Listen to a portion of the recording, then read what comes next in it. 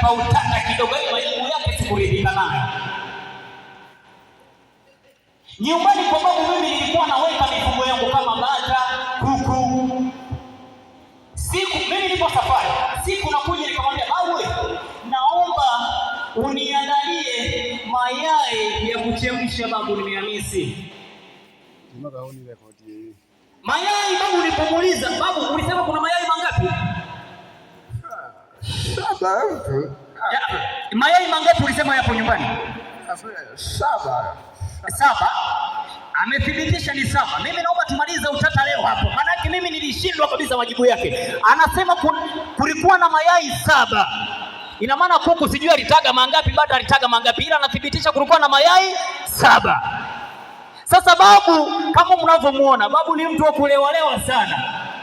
Lakini nisijue kama ni kisingizio, ila babu, wakati nafika nikakuta mayai mawili ya kuchemshwa. Yale mayai mengine babu akanambia mawili yalipasuka chini na mawili yalikuwa yameharibika. Babu, hebu wewe ulisema ulinichemshia mawili na nikala. Kwa hiyo mayai mangapi yalibaki mazima? 6 hivi. Babu, ongeza sauti basi wakusikie. Yalibaki mangapi? 6. 6. 6 hivi. Yalikuwa 6. 11.